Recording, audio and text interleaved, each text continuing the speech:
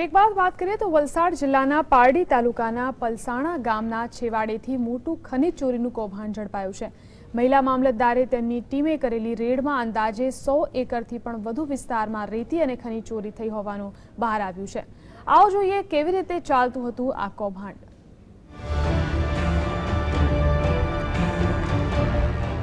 વલસાડ જિલ્લાના પારડી તાલુકાના દરિયા કિનારે આવેલા પલસાણા નજીકની લાંબા સમયથી રેતી અને ખનીજ ચોરી થતી હોવાની ફરિયાદો ઉઠી હતી।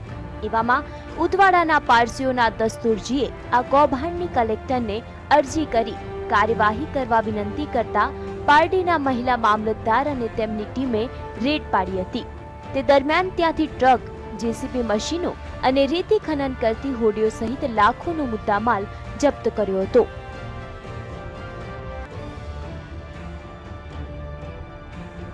એટલે 7 ટ્રક છે, 2 બોટ જે મશીન કાઢવાનું રેતી કાઢવાનું મશીન છે તે 2 છે, જેસીબી છે 1 અને રેતીના ઢગલા આશરે કેટલા 15 જેટલા ઢગલા છે।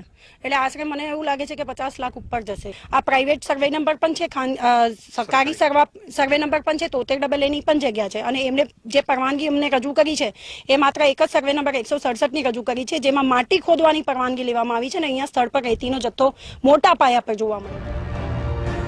ખાનગી, સરકારી, ખેતી લાયક અને દરિયાકાંઠાની જમીનમાં આ કૌભાંડ ચાલતું હતું।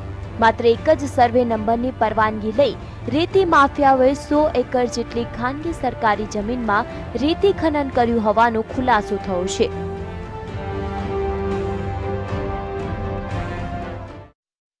મુખ્ય જે રસ્તો છે ત્યાં લોખંડનો ગેટ બનાવી દીધો છે, એના પર તાળું મારીને રાખે છે, એટલે કોઈ પણ માણસ આવી જ ન શકે। એની પણ અમે પંચકાસ કરીને એનો પણ કાર્યવાહી કરીશું કે આ રીતે કોઈ માણસ રસ્તો બંધ ન કરી શકે અને કોઈ પણ અધિકારીને તપાસ માટે અટકાવી ન શકે।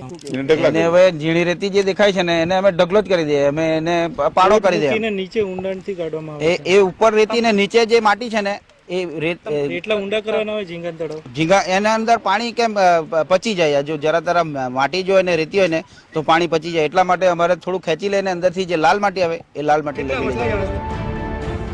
પ્રાથમિક તપાસમાં કૌભાંડ અરવિંદ પટેલ ઉર્ફે રડકાભાઈ ચલાવતા હોવાનું બહાર આવ્યું છે।